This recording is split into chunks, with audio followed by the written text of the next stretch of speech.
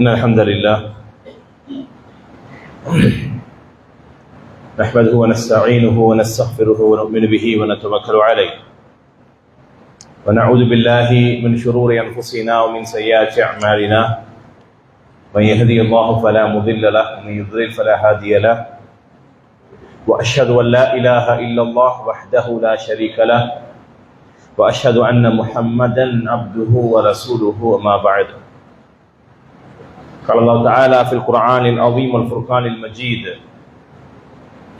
لله ملك السماوات والأرض يخلق ما يشاء يهب لمن يشاء إناثا ويهب لمن يشاء الذكورا أو يزوجهم ذكرانا وإناثا ويجعل من يشاء عقيما إنه عليم قدير. قال نبينا صلى الله عليه وسلم بخير الحديث كتاب الله تحادوا تحابوا أو كما قال السلام. அன்பிற்கினிய அருமை சகோதர சகோதரிகளே, அல்லாஹுடைய மாபெரும் அருளால் நாம் எல்லாம் இந்த ஜும்மாவுடைய நேரத்தில் ஒன்று குழுப்பி இருக்கிறோம். அல்லாஹ் நம்முடைய எண்ணங்களை தூய்மையாக்கி உள்ளத்தை விசாலப்படுத்தி எதை கேட்கிறோமோ அதன் அடிப்படையில் வாழ்க்கையில் அமல் செய்கிற நல்லதொரு பக்குவத்தை அல்லாஹ் நம் அனைவருக்கும் வழங்க வேண்டும் என்று பிரார்த்தனை செய்தவனாக என்னுடைய உரையை ஆரம்பம் செய்கின்றேன். அன்பிற்கினிய இஸ்லாமிய உறவுகளே, இஸ்லாமிய மார்க்கத்தினுடைய தனி சிறப்புகள் எடுத்துக்கொண்டால் இஸ்லாத்துல நிறைய ஷக்சியாத்துகள் உண்டு, தனித்தன்மைகள் உண்டு. இந்த சமூகத்தில் பரவலாக இஸ்லாமிய சமூகம் பரவி இருப்பதற்குண்டான அடித்தளம் என்று எடுத்துக்கொண்டால் இஸ்லாமிய மார்க்கத்தினுடைய வாழ்வியல் முறைமைகள். இஸ்லாம் வாழ்க்கையினுடைய எல்லா பரிமாணங்களிலும் எப்படி வாழ வேண்டும் என்ற வழிமுறைகளை செய்து இந்த சமூகத்திற்கு வழிகாட்டலாக சொல்கிறது. குர்ஆனுடைய இறைத்தூதருடைய வாழ்க்கையினுடைய மிக தத்ரூபமான விஷயங்கள் உள்ளதுதான் ரசூலுல்லாஹி ஸல்லல்லாஹு அலைஹி வஸல்லம் எதை இந்த சமூகத்திற்கு ஏவினார்களோ, எதை இந்த சமூகத்திற்கு கடமையாக்கினார்களோ அதை இறை தூதர் செய்யுகிற பழக்கத்தோடு இருந்தாங்க. அல்லாஹ்வுடைய தூதர் வெறும் சமூகத்திற்கு ஏவல்களை தொடர்ச்சியாக விடக்கூடிய நபராக இல்லை. பொதுவாகவே நீங்க தலைவர்களை பார்க்கலாம். அந்த தலைவர்கள் எப்படி இருப்பாங்கன்னு சொன்னா, சமூகத்திற்கு ஒரு விஷயத்தை என்ன செய்வாங்க, சொல்லுவாங்க. ஆனா தான் வாழ்க்கையில் என்ன செய்ய மாட்டாங்க, அதை செய்ய மாட்டாங்க. மக்களை நன்னறிப்படுத்துவார்கள், நல்வழி காட்டுவார்கள். ஆனால் அவங்களுடைய பர்சனல் லைஃப் எடுத்து பார்த்தா என்ன செய்யாதது இருக்காது. ஆனா ரசூல் ஸல்லல்லாஹு அலைஹி வஸல்லத்துடைய வாழ்க்கை அப்படி அல்ல. எதையெல்லாம் இந்த சமூகத்திற்கு வழிகாட்டுவதாக சொல்லி இருக்கிறாங்களோ அதை தான் முன் நின்று செய்திருக்கிறார்கள். இதுல நீங்க பல எக்ஸாம்பிள்ஸ் பார்க்கலாம். நபிகள் நாயகம் ஸல்லல்லாஹு அலைஹி வஸல்லம் அடுத்தவங்களுக்கு நீங்க தர்மம் கொடுங்க ரசூல்லா சொல்லி இருந்தாங்கன்னா ரசூல்லா கொடுத்திருப்பாங்க. அடுத்தவங்களுக்கு நீங்க உதவி செய்யுங்கன்னு சொன்னாங்கன்னா ரசூல்லா செஞ்சிருப்பாங்க. ஒரு விஷயத்தை அவங்களுக்கு சொல்லி புரிய வைங்கன்னா ரசூல்லா புரிய வச்சிருப்பாங்க. இப்படி நீங்க என்ன செய்யலாம், ரசூலுல்லாஹுடைய வாழ்க்கையினுடைய எல்லா அம்சங்களையும் எடுத்து பார்த்தால் அல்லாஹ்வுடைய தூதர் சொல்லுகிற பழக்கத்தோடு அல்ல, செய்து காட்டுற பழக்கத்தோடு இருந்தாங்க. ஒரு நபர் ஆடை உரிக்கிறாரு, அந்த ஆடை உரிக்கும் பொழுது தப்பா உரிக்கிறாரு. ரசூலுல்லாஹி ஸல்லல்லாஹு அலைஹி வஸல்லம் இப்படி செய்யாதீங்கன்னாங்க. இப்படி இல்லைங்க அப்படின்னாங்க. அவருக்கு அது புரியல. நீங்க நகருங்க, நீங்க சொல்லுங்க அப்படின்னு அவரை நகர்த்தி நிப்பாட்டிட்டு நபிகளார் ஸல்லல்லாஹு அலைஹி வஸல்லம் ஆடை எப்படி உரிக்கணும் உரிச்சு காட்டாங்க. புரியுதா இல்லையா? அல்லாஹ்வுடைய தூதர் வெறும் ஏவல்களை சொல்லுகிற நபர் அல்ல. ஏன் இந்த சமூகத்தில் மிகச்சிறந்த மனிதராக கவரப்பட்டார் என்றால், ஈர்க்கப்பட்டார் என்றால், குறுகிய காலகட்டத்தில் ஒரு பெருங்கொண்ட சமூகம் இறை தூதருக்காக வேண்டி உயிரை கொடுக்கிற யதார்த்தத்தோடு வாழ்ந்தாங்கன்னு சொன்னா நபிகளார் ஸல்லல்லாஹு அலைஹி வஸல்லம் எதையுமே இந்த சமூகத்திற்கு ஏவுவதோ மட்டுமல்லாமல் அதை நடைமுறைப்படுத்துகிற பழக்கத்தில் இருந்தார்கள். எல்லாத்தையும் அப்படித்தான், எல்லா விஷயத்திலையும் தான். அதுல ரசூலுல்லாஹி ஸல்லல்லாஹு அலைஹி வஸல்லம் இஸ்லாமிய மார்க்கத்தினுடைய தனிச்சிறப்பாக சொன்ன செய்தி என்னன்னு சொன்னா, தஹாதவ், அதுபோல் முஃபரதிலே பதிவு செய்யப்பட்டிருக்கிற செய்தி, நீங்கள் அன்பளிப்புகளை கொடுங்கள், கிஃப்ட் பண்ணுங்கன்னா தஹாபு, அதன் மூலமாக உங்களுடைய அன்பு பரஸ்பரம் உங்களுக்கு மத்தியில் என்ன செய்யும், புதுப்பிக்கப்படும், அதிகமாகும் சொன்னாங்க. இஸ்லாமிய மார்க்கத்தினுடைய தனி சிறப்புகளில் உள்ளதுதான் அடுத்தவர்களை சந்தோஷப்படுத்துவதற்காக வேண்டி நாம் செய்கிற நடைமுறைகள். ஒரு விஷயத்தை செஞ்சு அது அடுத்தவங்களுக்கு சந்தோஷம் கொடுக்கும்னு சொன்னா அது இஸ்லாம் என்ன செய்யும், கண்டிப்பாக வழிகாட்டி இருக்கு. ஏன்னா ரசூலுல்லாஹி ஸல்லல்லாஹு அலைஹி வஸல்லம் சொன்னாங்க, அஹப்புல் அமால், இந்த உலகத்தில் அல்லாஹ் ரொம்பவும் விரும்பி ஒரு சில அமல்களை எல்லாம் ஏற்றுக்கொள்வான் என்றால், நீங்க இந்த உலகத்துல எதெல்லாம் செஞ்சா அல்லாஹ்வுக்கு ரொம்ப பிடிக்கும் அப்படிங்கிறத ரசூலுல்லாஹி ஸல்லல்லாஹு அலைஹி வஸல்லம் வகைப்படுத்தும் பொழுது, பட்டியலிடும் பொழுது, நபிகளார் ஸல்லல்லாஹு அலைஹி வஸல்லம் சொன்னார்கள், அன் துத்கில ஃபீ அஹீகல் முஸ்லிம சுரூரா, உங்களுடைய நண்பருடைய உள்ளத்தில் முகத்தில் சந்தோஷத்தை ஏற்படுத்துவது இந்த உலகத்தில் ஒரு அடியான் செய்கிற நன்மைகளிலேயே அல்லாஹ்வுக்கு மிக விருப்பமான நன்மைன்னு சொன்னாங்க. நீங்க எதை செஞ்சா அவருடைய உள்ளம் சந்தோஷப்படுமோ, எதை செஞ்சா அவருக்கு சிரிப்பு வருமோ, அது மாதிரி உண்டான விஷயத்தை செஞ்சு அவரை சந்தோஷப்படுத்துறது.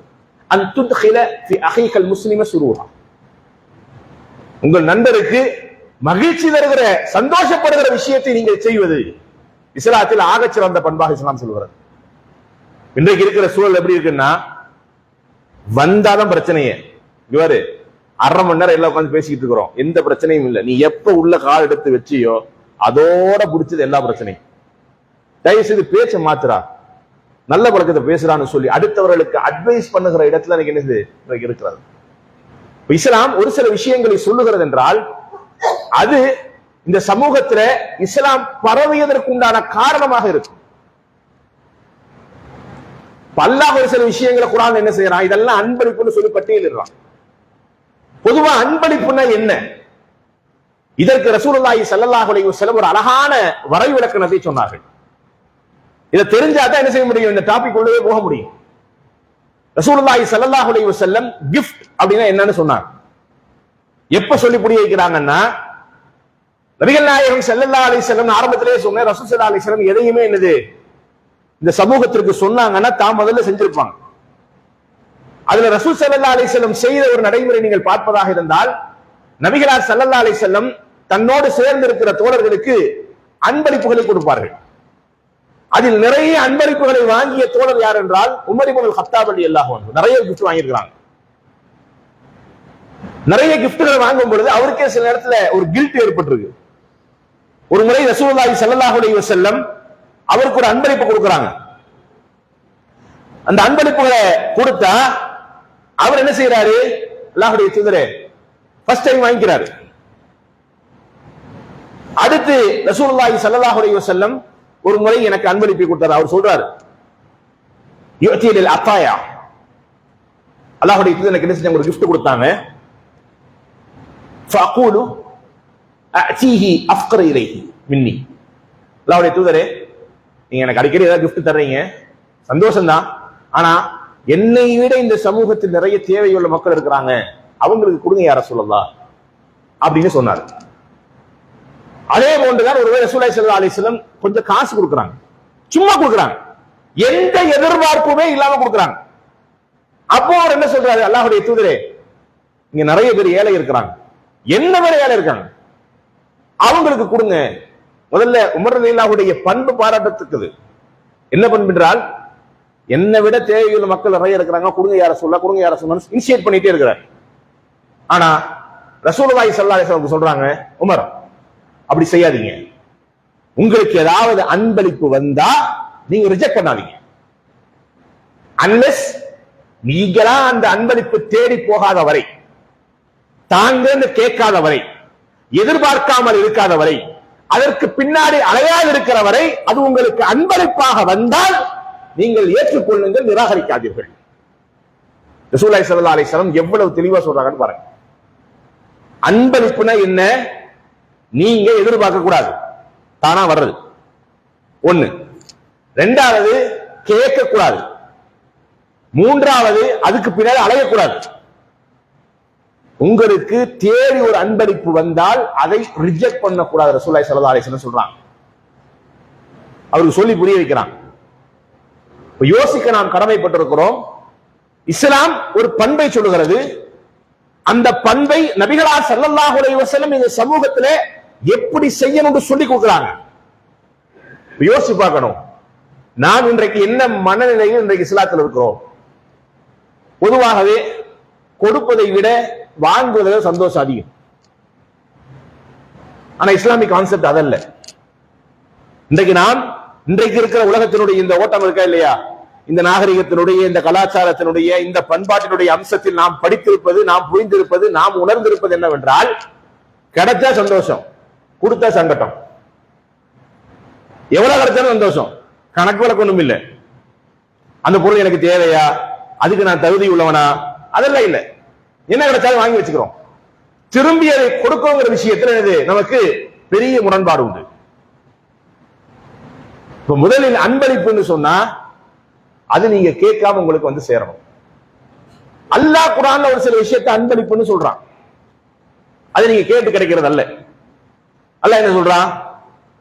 லில்லாஹி முல்கு ஸமாவாத்தி வல் அர்த் யஹ்லுகு மா யஷா யஹபு லிமன் யஷா இனாஸா வ யஹபு லிமன் யஷா அஸ்-ஸுக்கூரா அவ் யுஸவ்விஜுஹும் துக்ரானா வ இனாஸா வ யஜ்அலு மன் யஷா அகீமா இன்னஹு அலீமுன் கதீர். அல்லாஹ் சொல்லுகிற செய்தி. அல்லாஹ் இந்த உலகத்தில் என்ன செய்யறான்?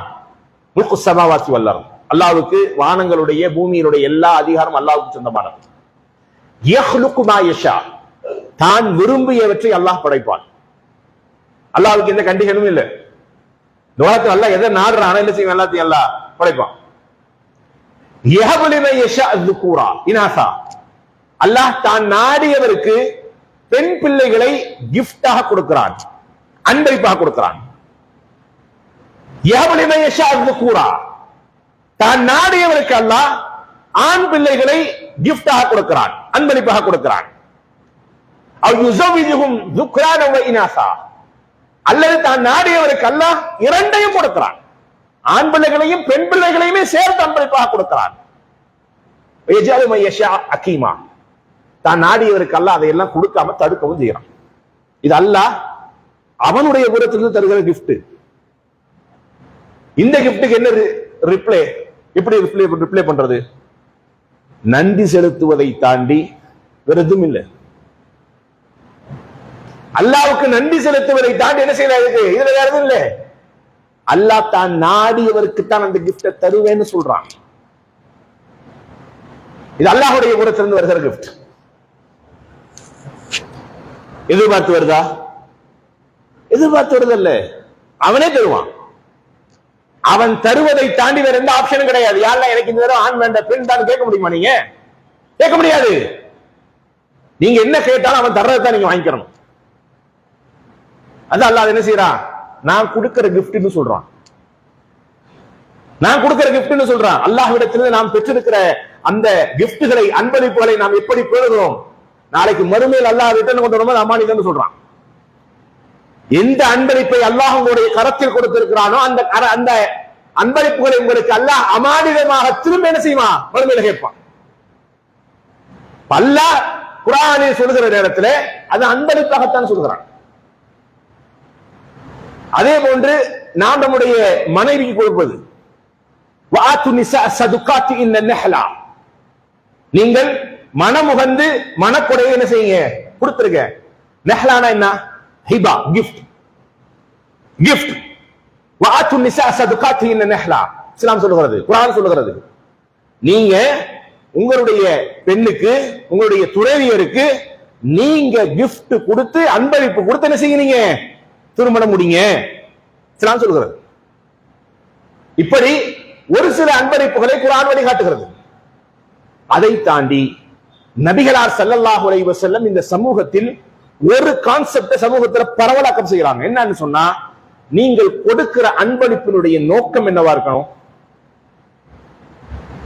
அன்பு அதிகரிக்க செய்யப்பட வேண்டும், அன்பு பரவலாக்கம் செய்யப்பட வேண்டும்.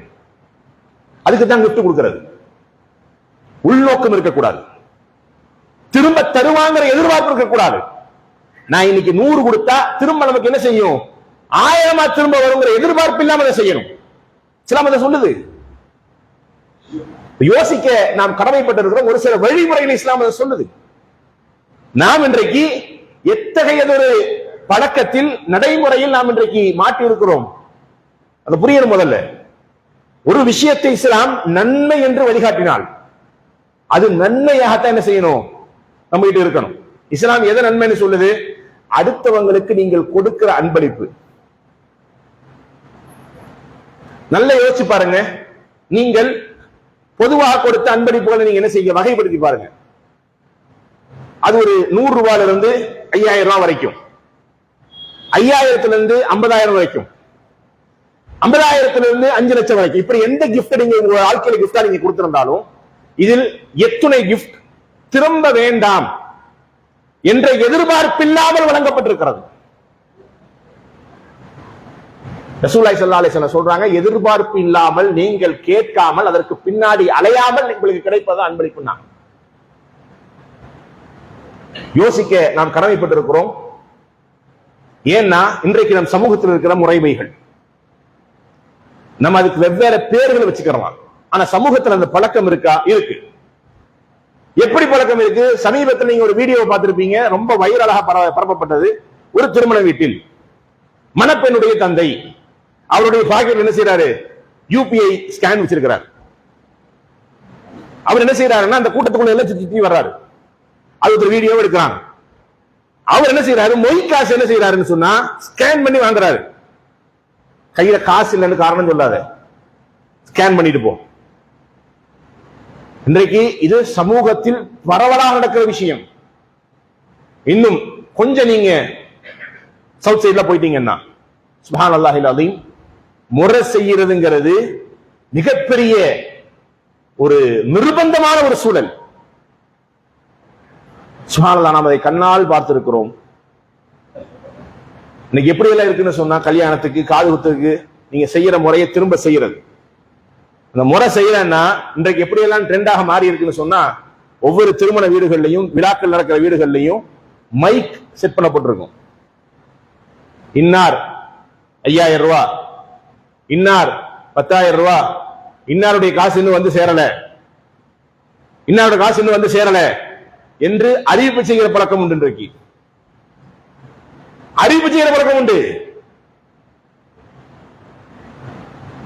அதற்காகவே விழாக்கள் நடத்துகிற பழக்கம் உண்டு. இன்றைக்கு மொய் காசு திரும்ப வாங்குறதுக்காக வேண்டி அடுத்த வீட்டுல எந்த கல்யாணம் இல்ல, திடீரென்று ஏதாவது மரணம் ஏற்பட்டு விட்டா அவன் என்ன செய்ய முடியாது, விமர்சையாக அந்த திருமணத்தை கொண்டாட முடியாதுன்னு சொன்னா அதற்காக ஒரு விழாக்கள் எடுத்து எல்லாரையும் அழைத்து காசை திரும்ப வாங்குற பழக்கம் உண்டு. இன்றைக்கு யோசிக்க பழக்கம் யோசிக்கணும். இஸ்லாம் ஒரு சில விஷயங்களை சொல்லுதுன்னு சொன்னா அதன் மூலமாக எதிர்பார்க்கிற மக்சத் என்ன, நோக்கம் என்ன, எதுக்காக நம்ம இதை செய்யறோம்?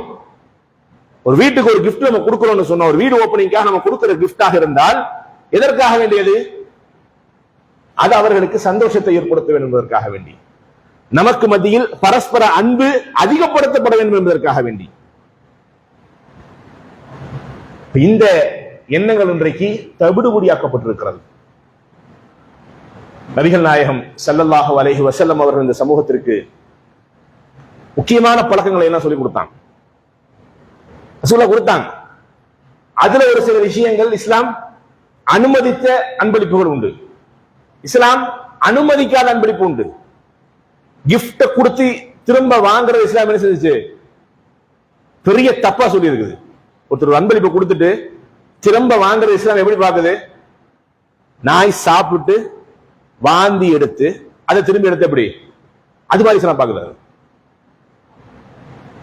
ரசூலுல்லாஹி ஸல்லல்லாஹு அலைஹி வஸல்லம் தன்னோடு சேர்ந்து இருக்கிற தோழர்களுக்கு நிறைய கிஃப்ட் கொடுப்பாங்க. ரசூலுல்லாஹ்வை பார்க்க வரும் பொழுது ரசூலுல்லாஹ் நிறைய கிஃப்ட் வாங்குவாங்க. ஒரு கட்டத்தில் இது சட்டமாகவே இருந்தது. ரசூலுல்லாஹி ஸல்லல்லாஹு அலைஹி வஸல்லம் ரிப்பீட்டடா என்ன செஞ்சாங்க, வந்து பார்த்துக்கிட்டே இருந்தாங்களா இல்லையா, அது ரசூலுல்லாஹ்க்கு பெரிய டயர்ட் ஏற்படுத்துச்சு. அப்ப அல்லாஹ் என்ன செய்யறான், குர்ஆனில் ஒரு வசனத்தை இறக்குகிறான். 58ஆம் அத்தியாயத்தினுடைய 12வது வசனம், யா அய்யுஹல்லதீன ஆமனூ இதா நாஜைத்துமுர் ரசூல் ஃபகத்திமு பைன யதைய நஜ்வாக்குமுஸ் ஸதக. ரசூலுல்லாஹி ஸல்லல்லாஹு அலைஹி வஸல்லத்தை நீங்கள் பார்க்க வருவதாக, ஏதாவது ரகசியம் பேச நீங்க வர்றதாக இருந்தால் நீங்க என்ன செய்யுங்க, ரசூலுல்லாஹ்வுக்கு ஏதாவது gift வாங்கிட்டு வாங்க. ரசூலுல்லாஹ்வுக்கு ஏதாவது gift வாங்கிட்டு வாங்க. அல்லாஹ் இதை சட்டமாவே போட்டிருக்கிறான். தாலிக கைருல் லக்கும், அதுதான் உங்களுக்கு சிறந்தது. வஅத்ஹரு லக்கும், அது என்னது? பரிசுத்தப்படுவதற்கு உண்டான வழியும் கூட.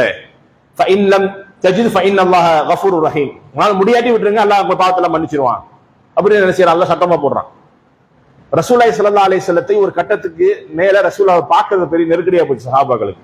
ஏன்னா கிஃப்ட் எல்லாம் போய் பார்க்க முடியாது, கிஃப்ட் எல்லாம் போய் பார்க்க முடியாது. ரசூல் ஸல்லல்லாஹு அலைஹி வஸல்லத்திற்கு கிஃப்ட் கொடுக்கிற பழக்கம் சஹாபாக்களுடைய நடைமுறையில் இருந்து ஒரு கட்டத்தில் சட்டமாகிறது. அப்ப சஹாபாக்களுக்கு பெரிய கில்ட் ஏற்பட்டுருச்சு. எப்படி ரசூலுல்லாஹ் பார்க்க போறது? போனோடனே ஏதாவது கிஃப்ட் வாங்கிட்டு போறோமே, ஏதாவது வாங்கிட்டு போறோமே. இது எப்படி எல்லாம் நடைமுறைக்கு வந்ததுன்னு பாருங்க. ஒரு தோழர் ரசூலுல்லாஹ்ட்ட வந்தாரு. ரசூலுல்லாஹ் கொஞ்சம் வரீங்களா கூட அப்படின்னாரு. எங்கப்பா? கொஞ்சம் வாங்கினேன் அப்படி ரசூலுல்லாஹ் கூட்டு போறாரு. அட எங்க? வாங்க ரசூலுல்லாஹ், கடத்த போக வேண்டியது இருக்கு. ஏன்? அட வாங்க ரசூலுல்லாஹ்.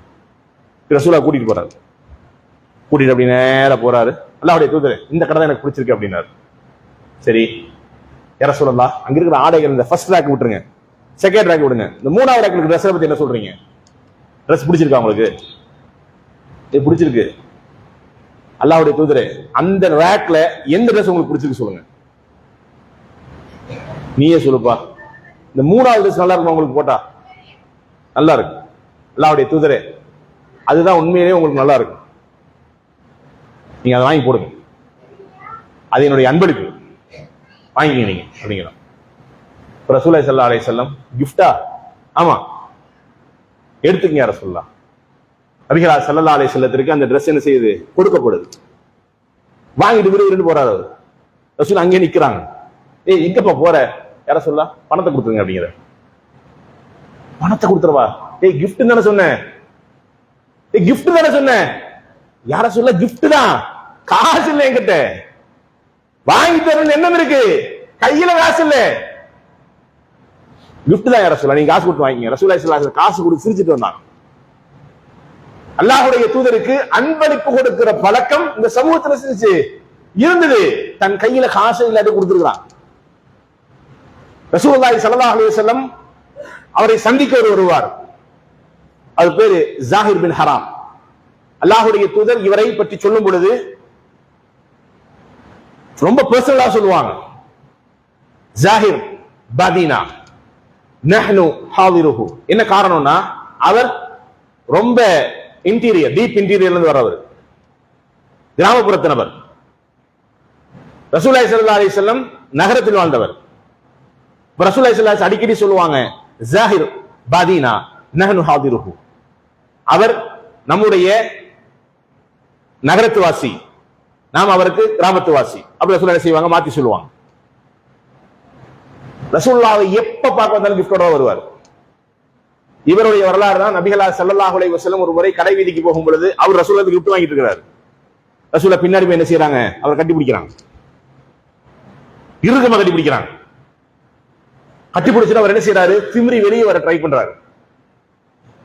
ஆனா ரசூலுல்லாஹ் இறுக்கமா கட்டி பிடிச்சிருக்காங்க. அவர் என்ன செய்யறாரு? ஒண்ணுமே செய்ய முடியல. ஒரு கட்டத்துக்கு மேல ரசூலுல்லாஹ் மேல என்னது? இந்த ஸ்மெல் அடிக்கும், கெட்ட ஸ்மெல் தான் வரும். உபாதைகளா இருக்கிற காரணத்தினால, மனிதன் என்ற காரணத்தினால வயிற்றாளத்துல என்ன செய்யும்? கெட்ட வாடை அடிக்கும். ரசூலுல்லாஹி ஸல்லல்லாஹு அலைஹி வஸல்லத்துடைய அருகாமையில் அமர்ந்திருந்து ரசூலுல்லாஹ் தாடியை பிடித்து சொன்ன வார்த்தை, தித்தஹய்ய வ மய்யிதா, மௌத்தாகும் போது கூட நல்ல நறுமணமா இருக்கிறீங்களே யா ரசூலுல்லாஹ்னு சொல்லி. அந்த ஸ்மெல் அவருக்கு அடிச்ச உடனே ரசூலுல்லாஹ் கிட்ட இருந்து என்ன செய்யறாரு? விலகாம வெளியே குதிக்காம என்ன செய்யறாரு? அப்படியே நிக்கிறார். ரசூலுல்லாஹ் முதுகுல அப்படியே என்ன செய்யறாரு? ரசூலுல்லாஹ் என்ன விலைக்கு வேணும் நடுமே அப்படின்னு ரசூலுல்லாஹ் என்ன செய்யறாங்க? விளையாட்டாக கேட்டான். அவர் சொன்னார், அல்லாஹ்வுடைய தூதரே, என்ன வித்தா என்ன கிடைக்க போகுது? என்ன வித்தா என்ன கிடைக்க போகுது? நான் ரொம்ப அற்பமான விலைக்கு தான் போவேன், பெரிய காசெல்லாம் கிடைக்காது யா ரசூலுல்லாஹ், நான் சாதாரண ஒரு அடிமை, நான் என்ன வித்தா பெரிய விலை போகாது அல்லாஹ்வுடைய தூதரேன்னு சொல்லி அவர் சொன்னாரு. ரசூலுல்லாஹி ஸல்லல்லாஹு அலைஹி வஸல்லம் சொன்னாங்க, என்னப்பா சொல்ற நீ? என்ன சொல்ற? ஜாஹிர், உன்னை பத்தி நீ என்ன மதிப்பிட்டு எனக்கு தெரியாது, ஆனா இந்த உலகத்தில் இந்த மக்கள் உன்னை எப்படி பார்த்தாலும் பரவாயில்லை, இந்த உலகத்தில் நீ எவ்வளவு அற்பமாக மக்கள் கருதினாலும் பரவாயில்லை, இன்ஷல்லா அல்லாஹ்விடத்தில் கால், உன்னை விட விலை மதிக்க முடியாத ஒன்று எதுவுமே இல்லை அல்லாஹ்ட்ட. நீ இந்த சமூகத்துல மக்களுக்கு மத்தியில் சாதாரண அற்பமாக தெரிந்தால் கூட அல்லாஹ்விடத்துல ஒன்னளவுக்கு யாருக்குமே விலை இல்லப்பா. அவ்வளவு காஸ்ட்லி நீ, அவ்வளவு காஸ்ட்லி நீ. ரசூலுல்லாஹி ஸல்லல்லாஹு அலைஹி வஸல்லம் சொன்னார்கள். அவரை பற்றி சொல்லுகிற அறிமுகம் என்னவென்றால், அல்லாஹ்வுடைய தூதர் தன்னுடைய வாழ்நாளில் அவர் கிஃப்ட் இல்லாம பார்த்ததே கிடையாது. ரசூலுல்லாஹி ஸல்லல்லாஹு அலைஹி வஸல்லம் அவருக்கு மத்தியில் இருந்த அந்த தொடர்பு, அந்த அன்பு எவ்வளவு பெருமையாக இருந்தது பாருங்க.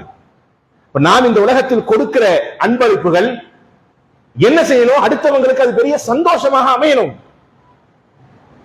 ஒரு கட்டத்தில் துக்கமாக மாறியது அன்பளிப்பு. யாருக்கு? எந்த உமர் அதிகமான அன்பளிப்புகளை ரசூலுல்லாஹ்ட்ட வாங்கினாரோ அந்த உமருக்கு, உமர் ரலியல்லாஹு அன்ஹு. நபிகளார் ஸல்லல்லாஹு அலைஹி வஸல்லம் ஒரு கடற்கரையில் நடந்து போகும் பொழுது, இப்னு அப்பாஸ் என்று நினைக்கிறேன், அவர் தான் சொல்றாரு, யா ரசூலல்லாஹ்,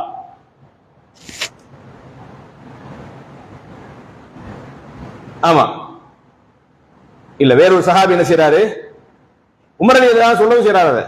அவர் இருக்கிற சபையில வச்சு ரசூலுல்லாஹி ஸல்லல்லாஹு அலைஹி வஸல்லம் கடையில் நடந்து போகும் பொழுது ரசூலுல்லாஹை பார்த்து என்ன செய்யறாரு, அல்லாஹ்வுடைய தூதரே, இந்த ஆடை நீங்க வாங்கி போட்டீங்கன்னா நல்லா இருக்கும் அப்படின்னு செய்யறாங்க. ரசூலுல்லாஹ் பார்த்து சொல்றாங்க, இந்த ஆடையை நீங்க வாங்கி போட்டீங்கன்னா ஜும்மாவுடைய தினங்கள் அனுபவிக்க என்ன செய்யும், யூஸ் பண்றதுக்கு உங்களுக்கு நல்லா இருக்கும். வெளியிருந்து யாராவது பிரமுகர்கள் வந்தால், அம்பாசிடர்கள் வந்தால், அவங்க முன்னாடி இந்த ட்ரெஸ் போட்டு உட்கார்ந்தா நல்லா இருக்கு யார சொல்லா, இந்த ட்ரெஸ்ஸை நீங்க வாங்கிக்கீங்க. இந்த ட்ரெஸ்ஸை நீங்க வாங்கி கலைந்து விட்டது. ரசூலுல்லாஹ்வுக்கு ஒரு பட்டாளான ட்ரெஸ் என்ன செய்யுது, கிஃப்டா வருது. அப்ப ரசூலுல்லாஹி ஸல்லல்லாஹு அலைஹி வஸல்லம் என்ன செய்யறாங்கன்னா, தன்புறத்தில் இருந்த அந்த கிஃப்டை உமர் ரலியல்லாஹு அவர் வீட்டுக்கு கொடுத்து விடுறாங்க. உமருக்கு நான் இதை கொடுத்தேன்னு சொல்லி கொடுங்க, அவர் வீட்டுல கொடுத்துருங்க அப்படிங்கிறாங்க. உமர் ரலியல்லாஹுடைய வீட்டுக்கு என்ன செய்யுது, ரசூலுல்லாஹ்வுடைய கிஃப்ட் வருது. என்ன கிஃப்ட்? பட்டாளான ஆடை. என்ன ஆச்சு? ஏன் ரசூலுல்லாஹ் என் வீட்டுக்கு கொடுத்துட்டு இருக்கீங்க?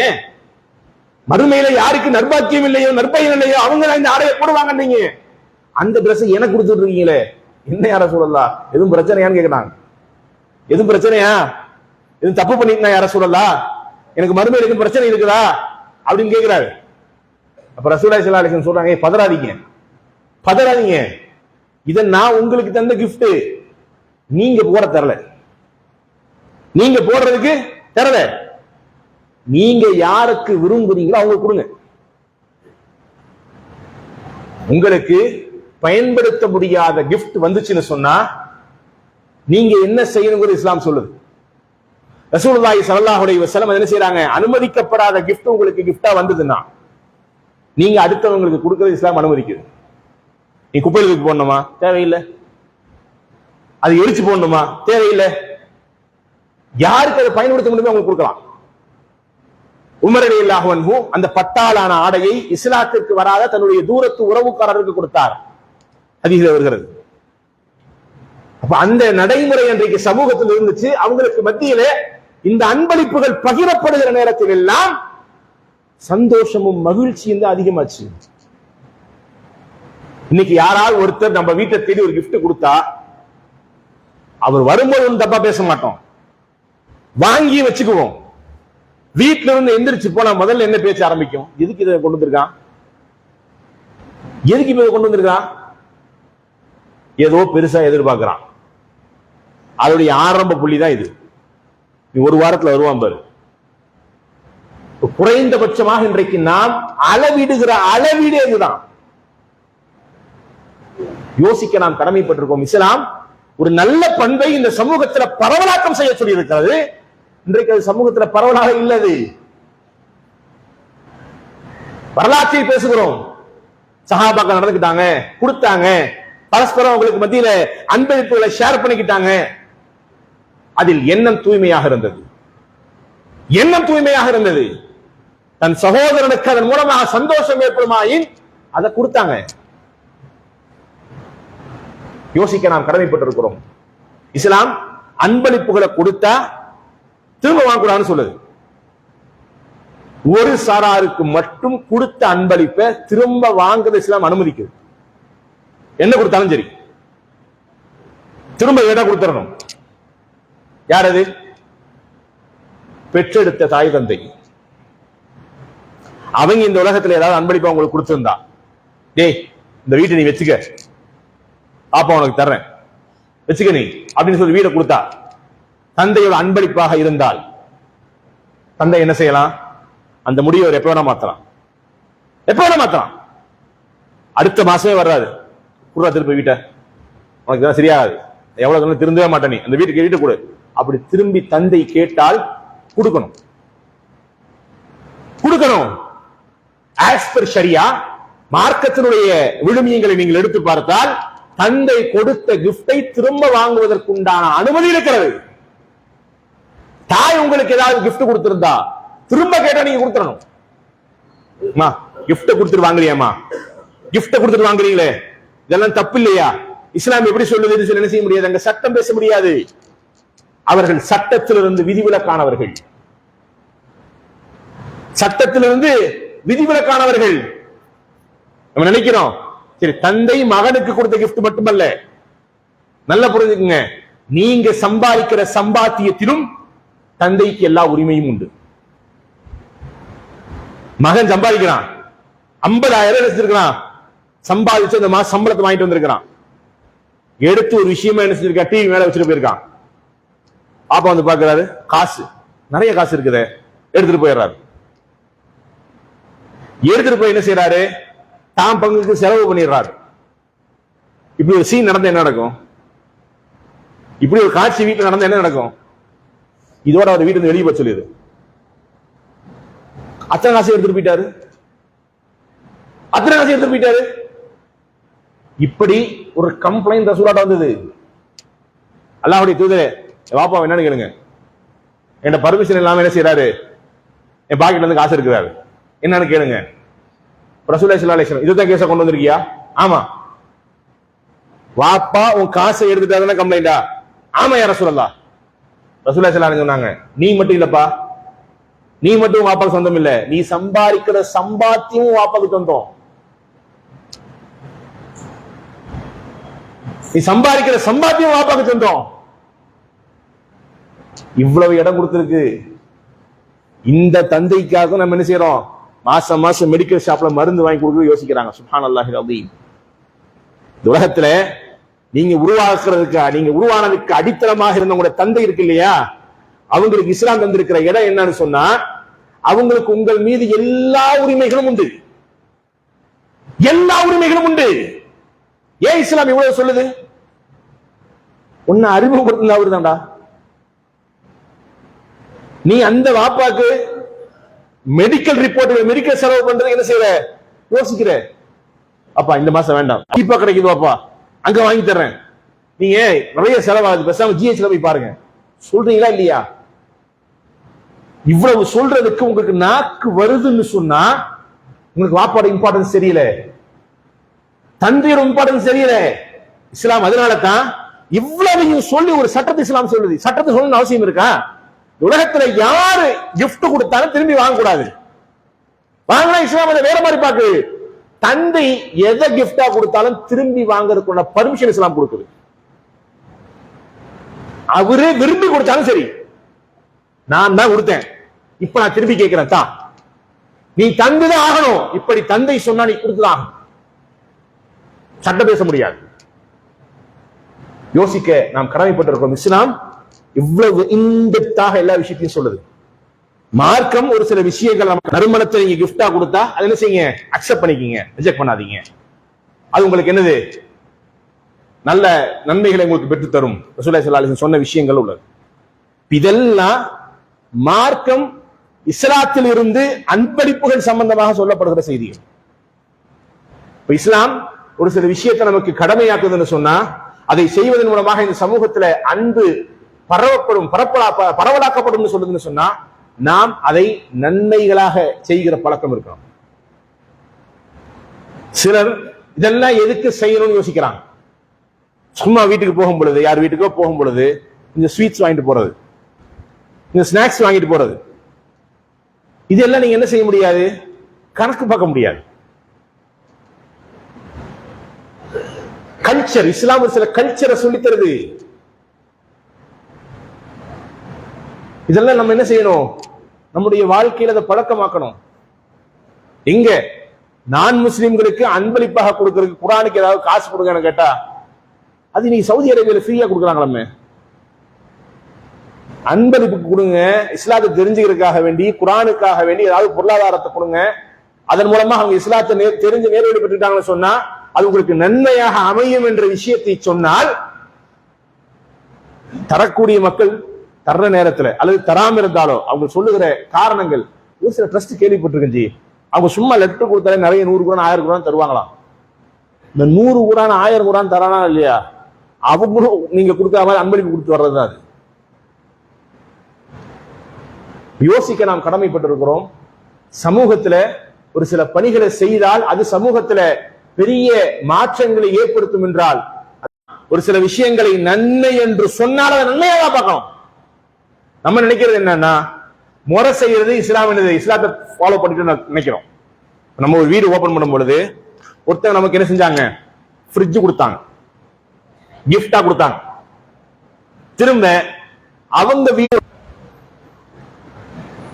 சுப்ஹானக்கல்லா இல்லனா இல்லாம அல்லம்தனா இன்னக அன்த அலீமுல் ஹக்கீம். அன்பிற்கினிய அருமை சகோதர சகோதரிகளே, இஸ்லாத்தின் பார்வையில் அன்பளிப்புகள் இஸ்லாம் மட்டும்தான் முஆமலாத். எதையெல்லாம் இந்த உலகத்துல பழக்க வழக்கங்களாக நீங்க செய்றீங்களோ அதெல்லாம் நன்மையா என்ன செய்யும் வரும்னு சொன்னாங்க. ரசூலுல்லாஹி ஸல்லல்லாஹு அலைஹி வஸல்லம் என்ன செய்றாங்க, திருமணம் முடிங்க,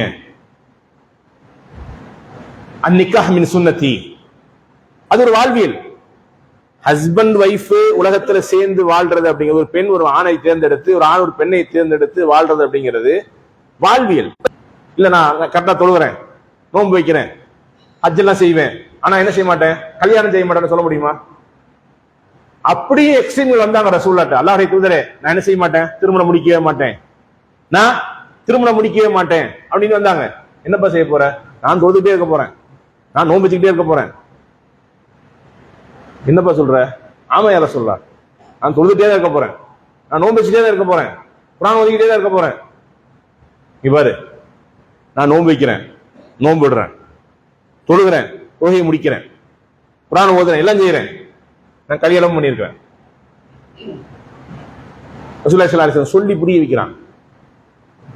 அப்போ இஸ்லாம் எந்த அளவிற்கு வழிபாடுகளை இந்த சமூகத்திற்கு சொல்லி நெறிப்படுத்துகிறதோ அதே போன்று வாழ்வியல் அம்சங்களையும் சொல்லி இந்த சமூகத்தை நெறிப்படுத்துகிறது. நமக்கு தெரியல அதோடைய சீரியஸ்னஸ் என்னன்னு சொல்லி. ஒரு சமூகத்துல பரவலாக இஸ்லாம் பரவலாக்கப்படுவதற்கு காரணம் அதுதான். காரணம் அதுதான். எது? முஆமலாத். ரசூலுல்லாஹ் சொல்றாங்க குடு. எப்படி ரசூலுல்லாஹ் கொடுக்க சொல்றாங்க? அவன் சாப்பிட்டானு தெரிஞ்சுக்க, அவருடைய பினான்சியல் ஸ்டேட்டஸ் உனக்கு தெரிஞ்சிருக்கணும். பக்கத்து வீட்டுக்காரன் அவன் அவனுடைய பொருளாதார வலிமை என்ன என்று உனக்கு தெரிஞ்சிருக்கணும். அவன் ரொம்ப கஷ்டத்துல இருக்கானா, உன்னால முடிஞ்சது ஷேர் பண்ணு. ரசூலுல்லாஹ் எப்படி ஷேர் பண்ண சொல்றாங்க? நீ சமைக்கிற இல்லப்பா, அதுல ஷேர் பண்ணு. எப்படி ரசூலுல்லாஹ் சொல்றாங்க? நீ 5 பேருக்கு வீட்டுல இருக்காங்களா, 5 பேருக்கு சமைக்கிறியா, அந்த சமையல்ல கூட நீ கொஞ்சம் தண்ணி ஊத்தி எக்ஸ்ட்ரா, அதுல 2 பேருக்கு கொடு. நீ 5 பேருக்கு சமைச்சதுல கொஞ்சம் தண்ணி ஊத்தி 7 பேரா சாப்பிடுங்க. இதுல என்ன பிரச்சனைனா, நீங்க சமைச்சதுல தண்ணி ஊத்துனா என்ன ஆகும்? டேஸ்ட் கம்மியாகும். ரியாலிட்டி அதுதான். நீங்க என்ன சமைக்கிறீங்களோ அதுல மசாலா எல்லாம் கண்டென்ட் இன்கிரிடியன்ஸ் கரெக்டா இருந்தாதான் என்ன செய்யும், அந்த டேஸ்ட் இருக்கும். நீங்க தண்ணி எக்ஸ்ட்ரா ஊத்திட்டு என்ன ஆயிரும், ஆட்டோமேட்டிக்கா டேஸ்ட் கெட்டு போகும். இப்ப இங்க தேவை டேஸ்ட் அல்ல, அடுத்தவன் பசியோட இருக்கும்போது நீ என்ன செய்யாத, ருசியா சாப்பிடாத.